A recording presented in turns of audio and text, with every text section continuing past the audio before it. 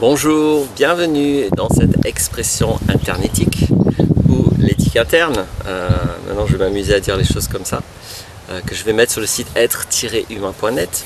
C'est une émission de Que vivent nos relations TV et le thème aujourd'hui est la peur des entretiens, la peur des rendez-vous avec les aidants psychologiques, que ce soit des psys ou autres thérapeutes, ou donc mon approche encore autre qui est la permaculture humaine.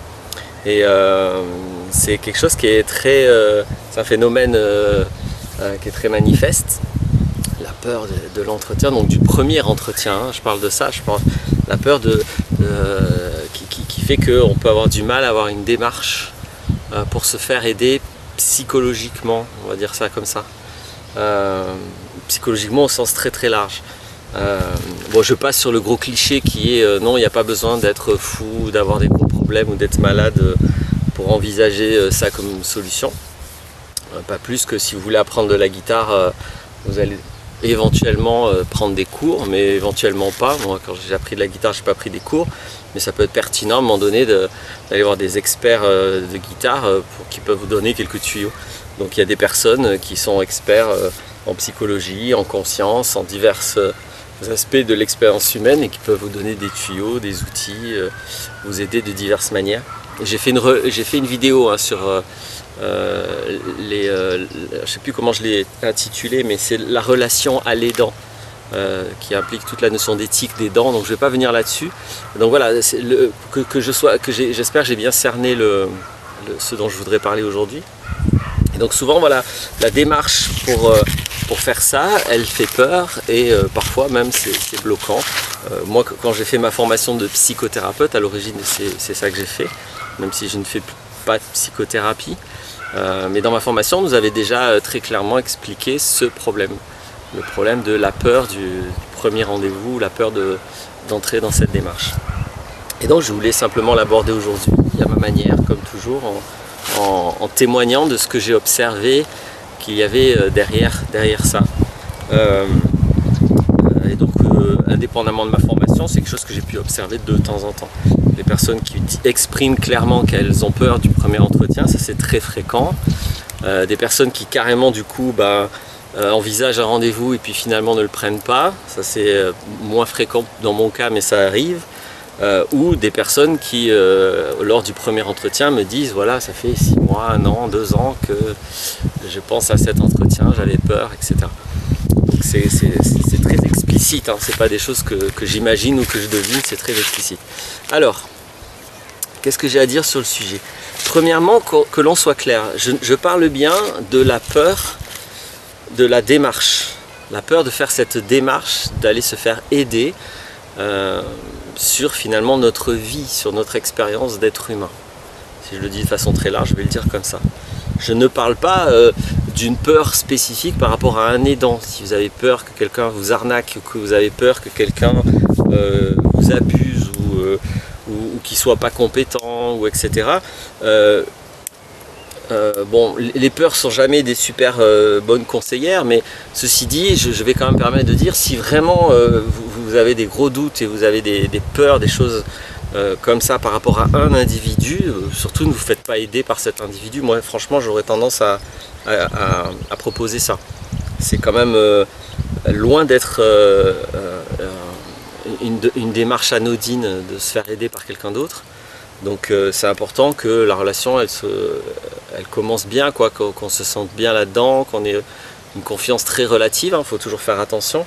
Mais si d'entrée il y a des gros doutes et il y a des peurs sur l'individu, bon voyez s'il n'y en a pas d'autres hein, pour vous aider plutôt. Donc je ne parle pas de ça en tout cas. Je ne parle pas de la peur du thérapeute ou de l'aidant ou du docteur, hein, ça marche dans tous les domaines. Je parle vraiment de la peur de la démarche. Et j'aimerais inviter à regarder, donc si soit cette vidéo va pas trop vous intéresser, passez à autre chose, soit si vous avez déjà vécu quelque chose comme ça, regardez bien. Il me semble que dans la plupart des cas, ceci implique que en fait vous savez très bien au moins une partie de votre problème, vous savez très bien au moins une partie de la solution, et simplement vous avez peur de cette solution.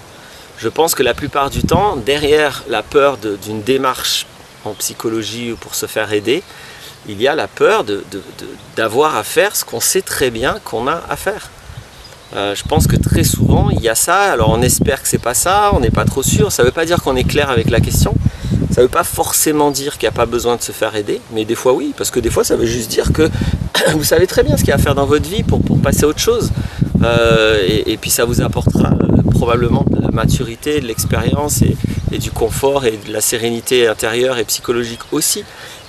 Moi dans mon expérience c'est surtout par l'action, par le changement, par le faire qu'on progresse dans la vie, qu'on se réalise.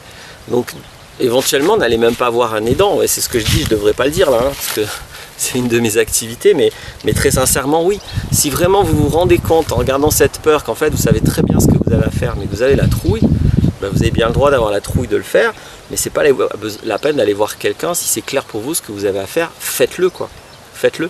Affrontez, voyez que votre peur c'est de changer, votre peur c'est de régler votre problème, votre peur c'est de vous rendre compte que vous êtes dans une relation qui ne fonctionne pas, vous êtes dans un travail qui ne fonctionne pas, vous êtes dans une société, enfin dans une place de la société qui ne vous convient pas, il y a des changements à faire, et que ces changements vous fassent peur c'est une chose, mais voilà, souvent on ne veut pas être confronté à ça, on ne veut pas aller voir un aidant qui finalement va révéler cette évidence.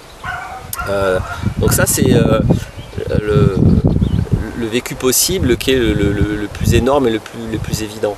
Après des fois c'est pas si simple, c'est pas tellement qu'on sait très bien ce qu'on a à faire, mais on a une piste en tout cas. Voilà, partiellement on se doute. Donc là dans ce cas là, si c'est pas très clair ce qu'il y a à faire, ça peut être utile d'aller voir un aidant, mais pour aller le voir, il va falloir dépasser cette peur. Donc il va falloir accepter en fait l'idée de changer. L'idée elle est là, hein. C'est-à-dire que si j'ai peur de faire une démarche en psychologie, c'est qu'il y a quelque chose en moi qui a peur de changer, et ça c'est pas grave, on a tous peur d'une manière ou d'une autre des changements, mais la base de toute la démarche psychologique, c'est justement quand on a peur, on y va quand même. Moi je vois bien l'énorme différence entre les êtres qui sont libres, réalisés, qui s'épanouissent dans la vie, et ceux qui au contraire se morfondent, se restreignent et se rapetissent de plus en plus avec leur vie qui avance. Le point vraiment évident de différence, c'est que ceux qui se réalisent sont ceux qui, quand ils ont peur, parce qu'ils ont peur comme les autres, c'est pas qu'ils ont confiance ou qu'ils ont du courage, c'est que quand ils ont peur, ils y vont quand même, ils avancent quand même. Et par contre, ceux qui font de leur peur une fuite, eux, ben, c'est clair que c'est un énorme problème. Pour avancer, pour progresser, pour se réaliser, donc pour qu'il y ait une évolution, c'est un énorme problème. Parce qu'en fait, la peur est un vécu irrémédiable dans la vie, et si quand j'ai peur, je fuis, en fait, je ne peux pas vivre. Je ne peux pas avancer, je ne peux pas vivre. Je vais rester dans mon petit monde qui ne me fait pas trop peur, même s'il est toxique, même s'il me fait souffrir. Mais la base, elle est là. Donc, il y a d'ailleurs une espèce d'adage chez les psys qui se dit que voilà, la personne qui a réussi à prendre le premier rendez-vous et qui va voir le psy, elle a déjà fait 50% du boulot. Je pense que c'est ça qui est sous-jacent dans cet adage, c'est-à-dire que effectivement, vu que la base du changement, la base de la réalisation, c'est le fait d'accepter le changement, c'est accepter que là, ça y est, je fais des pas pour ça. C'est le fait de ne plus fuir, le fait d'avancer au lieu de reculer ou de tourner en rond sur place. Et c'est comme c'est le plus important, c'est vrai que quand on dépasse ça, on a fait un pas essentiel. Donc évidemment, une des intentions de mes vidéos, c'est d'essayer d'inviter à ce pas, d'inviter à voir plus clairement cette peur du premier entretien ou cette peur du rendez-vous avec l'aidant. De le voir dans le sens que ça veut dire que vous êtes assez clair avec quelque chose. Vous voyez, vraiment, il y a des personnes qui n'ont absolument pas peur de ça. Et dans le lot, alors, je ne vais pas généraliser, hein, mais dans le lot, bah, c'est aussi des personnes qui sont vraiment complètement perdues et qui n'ont pas de changement à envisager. Du coup, coup elles n'ont pas peur, parce qu'il n'y a pas de conscience de ça. Donc vous voyez que quelque part, quand on a peur d'un entretien, ça veut dire souvent, je ne peux pas faire de généralisation, hein, mais souvent, ça veut dire que on a peur de quelque chose qu'on connaît, quoi. On a conscience de quelque chose et c'est cette chose qui nous fait peur. On n'a pas peur de l'entretien.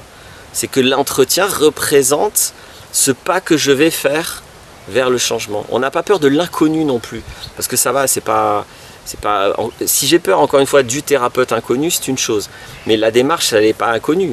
On sait ce que c'est d'aller parler à quelqu'un et d'écouter des conseils ou des analyses ou des propositions. Donc c'est pas de l'inconnu du tout. Donc c'est pas une peur de l'inconnu, c'est au contraire, c'est vraiment une peur du connu. Je sais en gros ou complètement ce qu'il y a à faire ou au moins quelle direction il s'agirait que je prenne, et j'ai peur de ça. Donc évidemment, voyez surtout que ne pas faire ce premier pas, que ce soit demander de l'aide ou que ce soit de faire ce qui vous fait peur, peu importe, c'est ça votre premier problème. Et c'est ça votre problème crucial. C'est ça, c'est ça qui coince tout. C'est le fait de fuir quand il y a la peur. Donc mon message principal, là, il était là. C'est-à-dire de vraiment prendre conscience que au moins si vous envisagez de vous faire aider par quelqu'un, même ça peut même être un ami, hein, c'est des choses dont je reçois parfois le témoignage aussi. On met un temps fou à parler à son mari, à sa femme, à ses parents, à ses enfants de certains trucs. C'est exactement la même situation, hein. Si on envisage de parler de certains sujets, ce sont des sujets qui vont impliquer du changement. Et si on fait le pas d'aller en parler, ça veut dire que ça y est, on a commencé le changement. Et non, j'ai pas envie, quoi. Je veux rester sur place. Ou même je veux m'aller m'enfuir dans mon trou là-bas, que je connais bien. J'y suis pas bien, mais au moins je le connais. Voilà. Donc c'est vraiment ça. Donc c'est vraiment un point crucial. Et je le redis, hein, je ne suis pas en train de faire de la pub pour que vous fassiez absolument des entretiens, et encore moins absolument avec moi. C'est la vidéo avec les mêmes intentions que toutes mes autres vidéos. C'est juste que c'est vraiment quelque chose de crucial dans la vie, que ce moment où je suis confronté au changement. Et je voulais juste dire que la peur de la démarche psychologique, ça n'existe pas. C'est en fait ça, c'est j'ai peur de changer. Et c'est que si j'en ai peur, c'est que je sais déjà un petit peu. Donc c'est vraiment ça l'enjeu, et cherchez pas plus loin, quoi. Si vous êtes bloqué devant le changement, vous pouvez pas être heureux, être réalisé, c'est pas possible, ou être heureuse, hein. C'est pas possible. C'est vraiment le minimum dans la vie, d'avancer. C'est Einstein, hein, je vais finir par Einstein. Albert Einstein disait la vie c'est comme une bicyclette. Il faut avancer pour rester en équilibre. Voilà, la forme exacte je la connais pas, mais en gros c'est ça. La vie c'est comme une bicyclette, il faut avancer pour garder l'équilibre. Merci tonton Einstein d'avoir conclu cette vidéo. Au revoir, à bientôt.